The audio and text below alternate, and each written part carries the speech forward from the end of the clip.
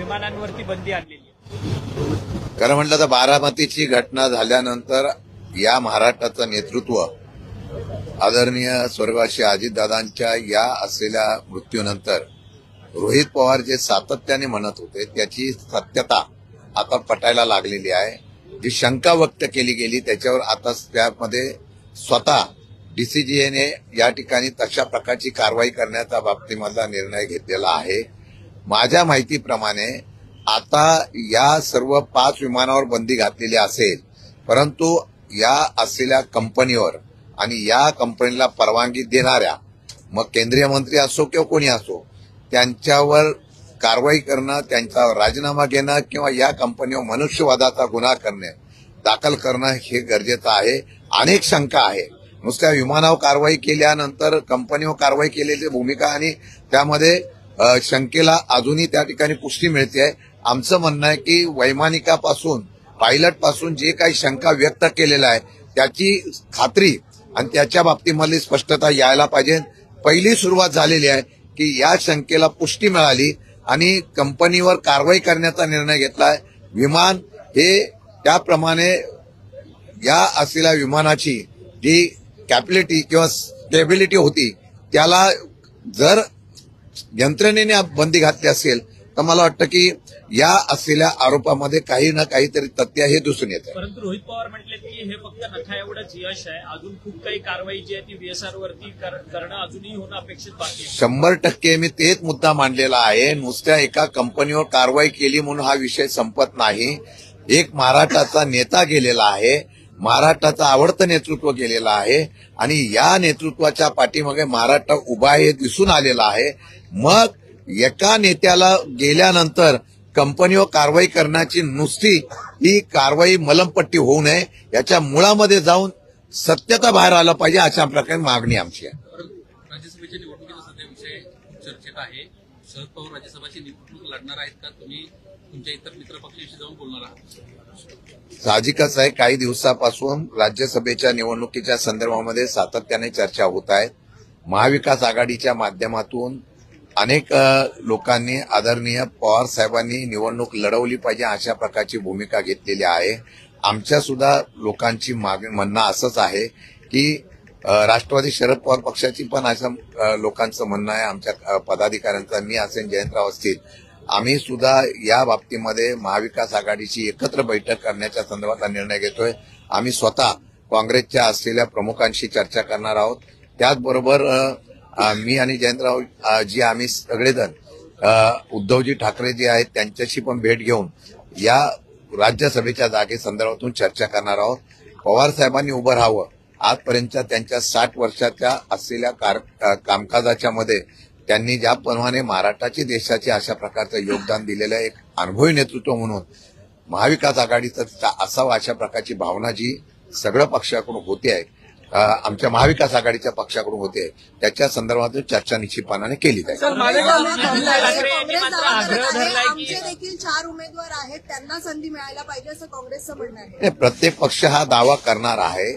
माझ्या माहितीप्रमाणे अशा प्रकारे चर्चेमध्ये प्रत्येक पक्ष दावा करतोय, परंतु आम्ही एकत्र बसू, स्वतः आम्ही आणि जयंतराव आम्ही दोघं तिघजण जाऊन काँग्रेस श्रेष्ठी असतील किंवा त्यांच्या असलेल्या इथल्या उद्धवजी ठाकरे साहेबांच्या बरोबर आम्ही बोलण्याचा प्रयत्न करू आणि महाविकास आघाडीचा एकमताने एक उमेदवार निर्णय घेऊन आम्ही जाहीर करू। आजच तुमचं बोलणं होणार आहे का उद्धव ठाकरे? तुम्ही आज भेट घेणार? नाही, 1-2 दिवसामध्ये आम्ही त्यांची भेट घेणार आहोत आणि तशा प्रकारचा आम्ही निरोप सुद्धा पाठवू। राज्यसभेच्या जागेवरती आदित्य ठाकरे म्हणतात की ती जागा संपूर्ण आमची आहे म्हणून झालेला नाही। शेवटी असं आहे की पवार साहेबांचं नाव जर एकमताने आलं तर पवार साहेबांना आम्ही तशा प्रकारची विनंती करू। पवार साहेबांच्या माध्यमातून एक नाव आल्यानंतर मला वाटत नाही की कोणत्याही पक्षाच्या असलेल्या आमच्या महाविकास आघाडीचा पक्ष त्या नावाच्या संदर्भातून विचार करण्यामध्ये आग्रही, दुसऱ्या नावाला आग्रही असं मला वाटतं। सर, सातारा जिल्हा परिषदेवरतून प्रश्न आहे। सातारा जिल्हा परिषदेमध्ये तुमच्या पक्षाची भूमिका काय असणार? तुमचा पक्ष हा शिवसेना आणि राष्ट्रवादी सोबत जाणार की तटस्थ तुमची भूमिका? असं आहे की मागच्या वेळेला आदरणीय स्वर्गवासी अजितदादा पवार या ठिकाणी असताना आम्ही सगळ्या निवडणुका घड्याळावर लढवलेल्या आहेत।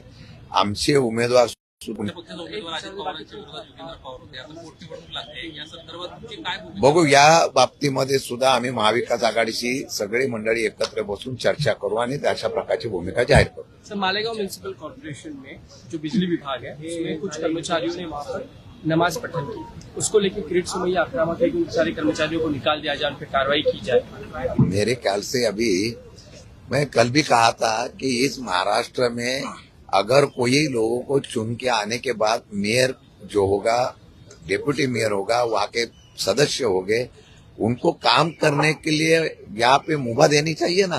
वो कौन सी जात के है, कौन से धर्म के है, उसके ऊपर ध्यान नहीं देके उनको मौका देना चाहिए। उधर जाने के बाद उधर माहौल खराब करना है, ये करना। अगर सत्तारूढ़ पक्ष का अगर कोई नेता ऐसी बात करता है तो उसको रोकने का काम गवर्नमेंट का है। गवर्नमेंट ने वो काम करना चाहिए, ऐसा हमारा कहना है। सरकार ने उनको रोकना चाहिए।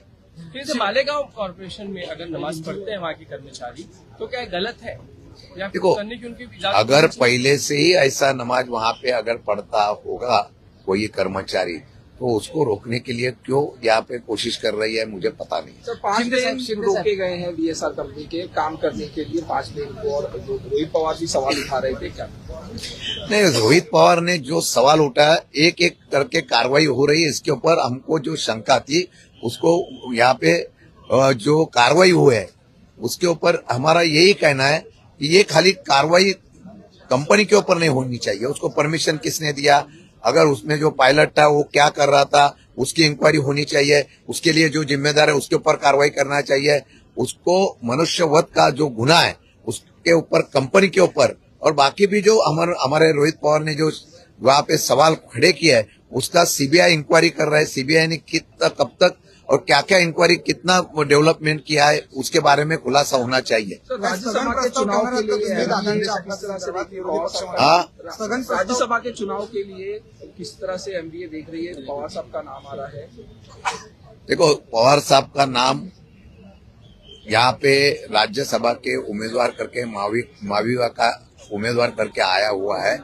हम वहाँ पे माविवा के जो प्रमुख कांग्रेस और शिवसेना उद्धव बाला साहब ठाकरे के जो प्रमुख है, उद्धव बाला साहब ठाकरे, और वैसे ही शिवसेना कांग्रेस के प्रमुख है, उनके साथ हम लोग भी बात करेंगे। और उनको बात करके, पवार साहब को हमने अब तक पूछा नहीं है, उनके साथ बात करके हम लोग उसके ऊपर नाम के ऊपर एक मत से एक नाम हम लोग आगे लाएंगे। आदित्य ठाकरे बोलती है कि वो हमारी सीट है, एमबीए का सूत्र है, जिसकी सबसे ज्यादा सीट है उसका उम्मीदवार होना चाहिए। जब शिवसेना इतनी देखो, कम है तो आप हर कैसे आगे बढ़े? मेरी पार्टी का मैंने बात उठा है कि पवार साहब होना चाहिए, वैसा वो भी कहेंगे, लेकिन एक मत से हम लोग वहाँ पे एक उम्मीदवार दे देंगे। मान जाएंगे जो वो देखेंगे, अभी तक बैठक नहीं किया है, बैठक होने के बाद देख लेंगे। शिंदे साहेब, मुद्दा असा आहे की डीजीसीच्या विरोधामध्ये राष्ट्रवादी काँग्रेस पक्ष अमोल मिटकरी देखील आवाज उठवतात की तुमच्या पाठीमागे तुम्ही त्यांना आवाज द्या. या संदर्भात ते देखील नाही, अमोल मेटकरी, आम्ही सगळे पक्ष वेगळे असले, गट वेगळे असले तरी अजितदादावर प्रेम करणारी मंडळी आहोत. आणि आम्हाला वाटतं की या संदर्भामध्ये ज्या काही घटना घडलेल्या आहेत त्यात शंकेचं कारण आहे. या शंकेच्या कारणावर कुठेतरी या महाराष्ट्राच्या जनतेमध्ये ज्या प्रकारे संशय व्यक्त केला गेलेला आहे या कंपनी आणि बाकीच्या याच्या प्रकारावर, त्याची खुलासा झाला पाहिजे. आज एक